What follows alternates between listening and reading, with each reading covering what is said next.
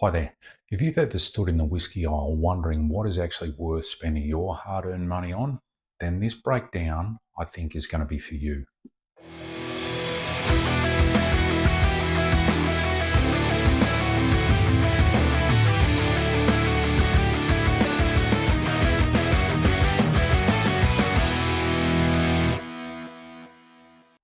Welcome to Birdman's Bar and Grill.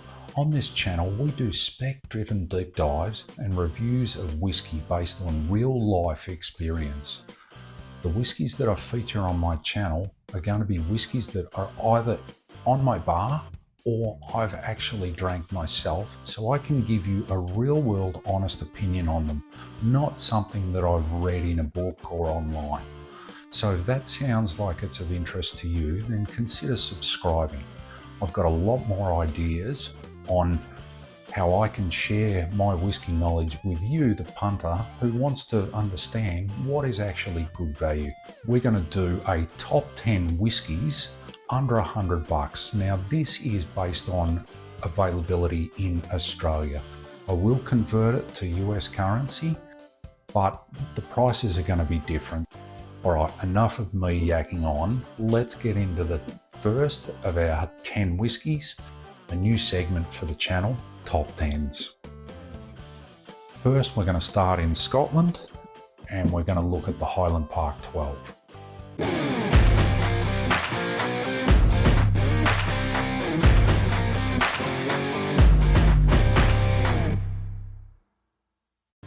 Highland Park is based in the Orkney Islands, which is north of the Highlands, but it's considered part of the Highlands region in Scotland. It is actually owned by the Erdington Group and it comes with a 12-year-old age statement. It's 40% ABV, and here in Australia you can pick this up for between $90 to $100 generally. The Highland Park 12 is matured in sherry-seasoned European and American oak casks. On the nose, you're going to get some caramel, maybe some orange zest, and a really gentle hint of smoke.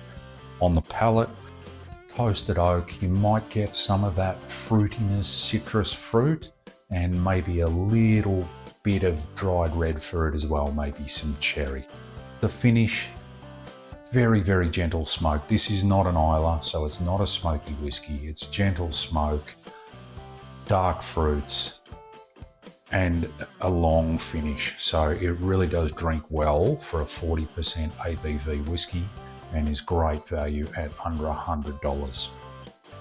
Thoroughly recommend the Highland Park 12. Next up is another single malt Scotch. It's the Glendronach 12.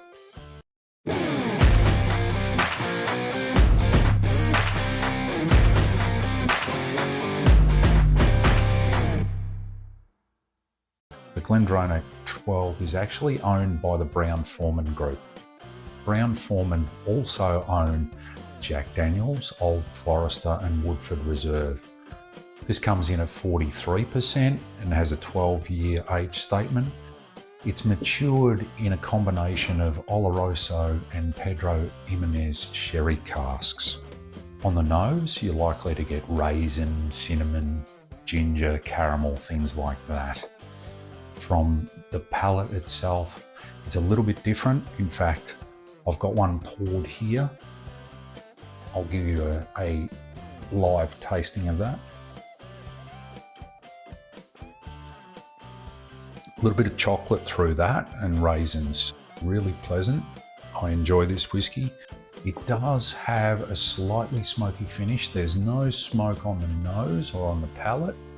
You're also getting toffee and sort of a peanut or a nut brittle sort of finish on it.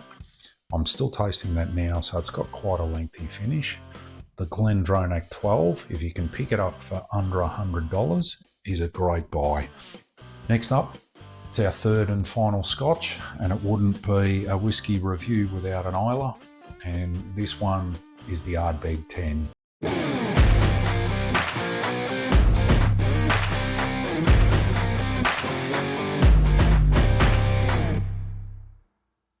So So the Ardbeg 10 is owned by the Moët Hennessy Group.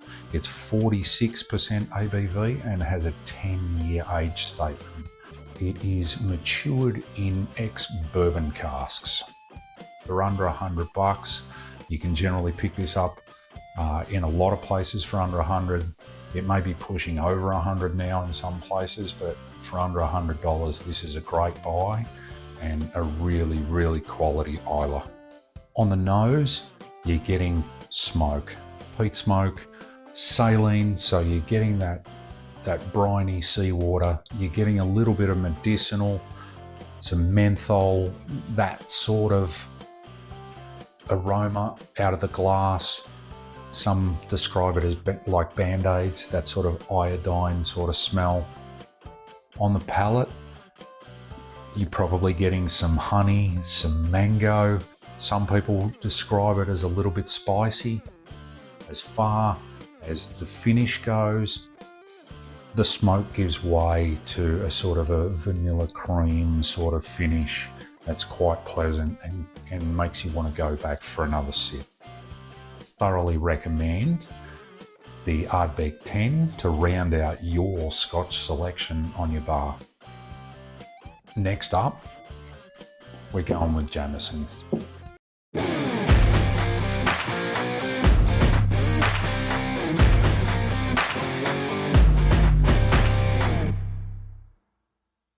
Pretty simple one, Irish whiskey, simple profiles. Jameson, it's easy, it's a crowd pleaser, it's something that a lot of people will ask for. So Jameson's is in County Cork, Ireland, and the parent company is Pernod Ricard. So you can pick this up for between $50 and $60. It's very affordable. It's great for mixing. You may want to have it with lime and soda. You might want to have it with ginger ale or even neat or on the rocks. It's a pretty versatile and easy drinking whiskey, which I recommend you have on your bar. Jameson's doesn't have a published age statement. It is at least 4 years old from what I've read, and it is matured and seasoned in ex-bourbon and sherry casks. So it does carry a little bit of that fruitiness. On the nose, it's floral, it's fresh, citrus, sweet, green apples, that sort of profile on the nose. On the palate, it's vanilla, it's shortbread, it's very, very easy drinking. Recommend Jameson's on the bar. Its price point is really easy as well. Next, we're off to the US, and it's the Wild Turkey 101.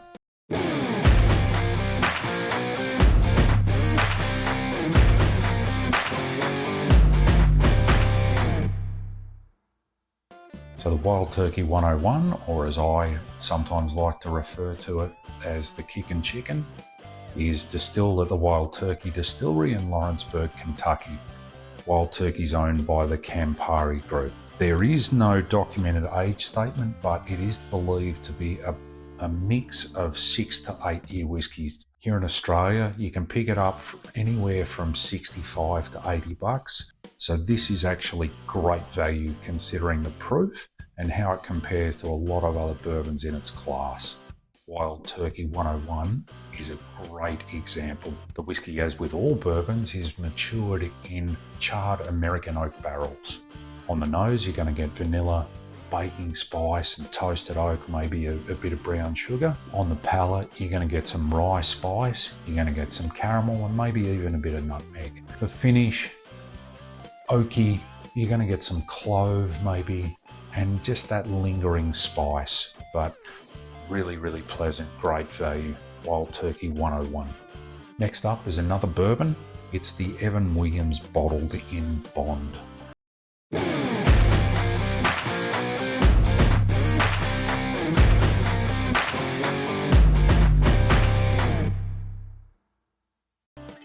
It's not as easily available in every store, but you should be able to pick this up pretty easily online. Bottled in bond means that it's actually stored and matured in government bonded warehouses in the United States. It needs to be bottled under supervision at 100 proof or 50% ABV and must be aged at least 4 years. Evan Williams Bottled in Bond is produced at the Heaven Hill Distillery in Bardstown, Kentucky. You can pick this up for around about 85 to 90 bucks generally. I've seen it online recently at about 6 or 7 different places for $85 or $90. So it's very affordable. And it's, in my opinion, great value and a little bit of a point of difference compared to some of the other whiskies that you might see out there in the bourbon selection. As with all bourbons, it's matured in charred American oak barrels. On the palate, you're going to get spice, you're going to get vanilla, you're going to get citrus, you even get some of those typical bourbon notes, brown sugar type of thing. Really pleasant, really approachable. It's got a medium to long, dry, spicy finish. So the Evan Williams Bottled in Bond, a favourite of mine to sip neat. Consider it. All right, our third whiskey from the US, it's of course a rye, and it's again from Wild Turkey.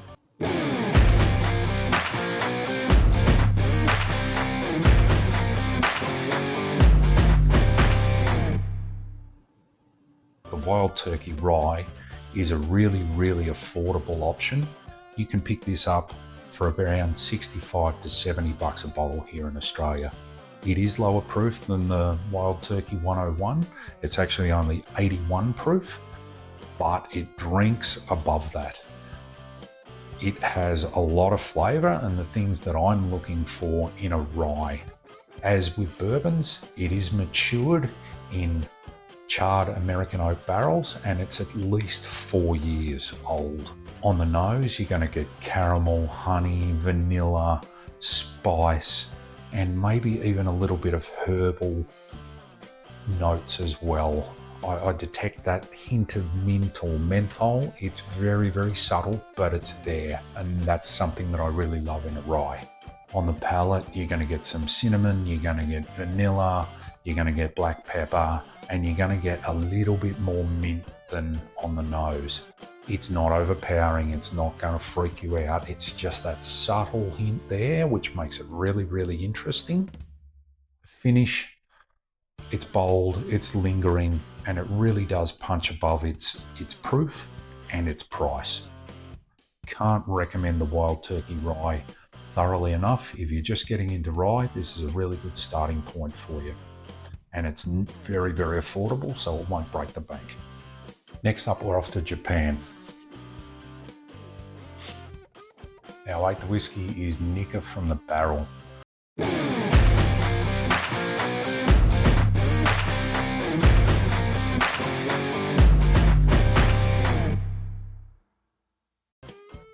Nikka From the Barrel is a Japanese single malt and it's 51.4% ABV. Nikka's part of the Asahi group, and this whiskey is rumoured to be a blend of whiskies 8 to 12 years of age. It's finished in ex-bourbon and sherry casks.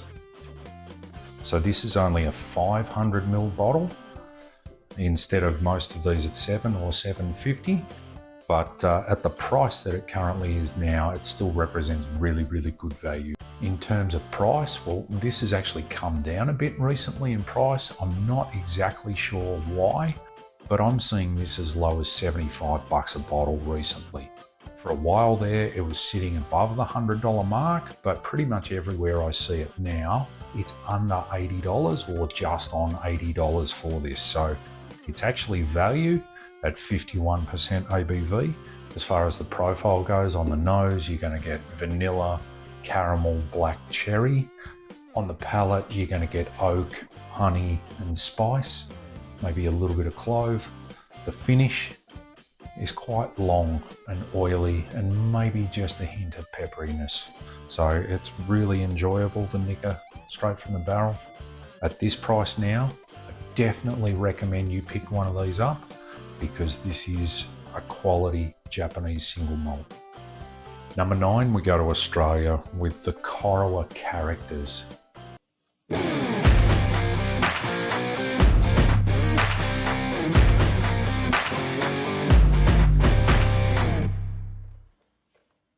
Corowa distillery is in southern New South Wales, just on the Victorian border.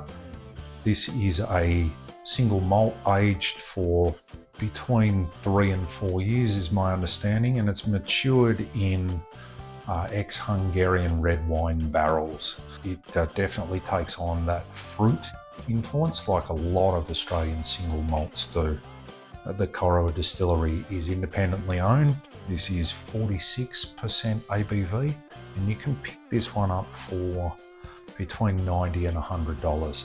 A lot of the Australian whiskies that are around now have a very fruity sort of profile, and they're quite unique. Australia's doing things a little bit differently than what they are in the rest of the world, using a lot of red wine barrels, and that coupled with the climate here in Australia, you've got the wild fluctuations of temperature, really hot in the summer, cools off at night. Corowa's inland, so it will get naturally cooler at night. So those temperature fluctuations mean that the whiskey can mature very quickly. On the nose, you've got some oak, you've got a bit of spice, and you've got red berries, sweet fruit on the palate, and a hint of oak. Consistent with the nose. The finish is quite long and fruity. Credit to Corowa, they've made a really good whiskey here, a long fruity finish, which is inviting and keeps you wanting to come back for more. So this is a favourite of mine. Thoroughly recommend the Corowa Characters. Last but not least is the Starward Nova.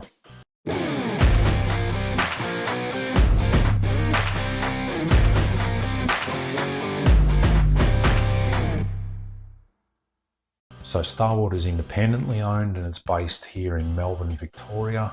The Nova is at 41% ABV.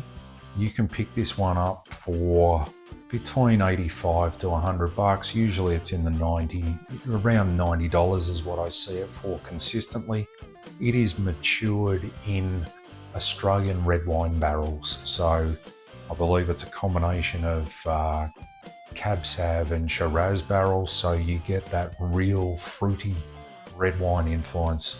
As far as age is concerned, it's not a very old whiskey. It drinks well above its 41% ABV too. There's a little bit of heat there. Maybe that's because there's not a lot of age on it, but that really doesn't mean it's not an enjoyable whiskey. It's great to sip neat. On the nose, you're going to get oak and you're going to get red fruit. On the palate, you're going to get raspberries, you're going to get vanilla, you're going to get a bit of spice. The finish, it's a medium finish. It's not a heavy mouthfeel like the Oloroso sherry or the sherry cask influence. They have a much thicker mouthfeel. That's our 10 whiskies that I recommend for under $100. Here's the 10 whiskies that I've featured tonight. It's not a top 10 in terms of ranking. It is, however, a very good rounded list of whiskies to populate your bar with. So if you're just starting out, you're on a budget, you don't want to break the bank, you want to keep every purchase under $100, these are the ones that I recommend to give you a really good cross-section of different flavour profiles so that you're covered when you have somebody over to your place. If you found this content interesting and it's helped you, then please do consider subscribing. It would really help my channel. Hopefully you can leave a like and a comment. I'd love to hear which of these that you've tried and you recommend and whether you agree with this list. In summing up, we've got Australian single malts with wine barrel finishes. We've got a Japanese, a smooth, silky smooth Japanese. We've got the sweetness and the rye spice from the American whiskies. We've got the single malts from Scotland. We've got the sherry cask and we've got the Smoky Isle Jamesons, which is really approachable. As always, at Birdman's Bar and Grill, our goal is to help you level up your whiskey game. Hopefully this video has been of some help to you and you've enjoyed it. Until next time, cheers.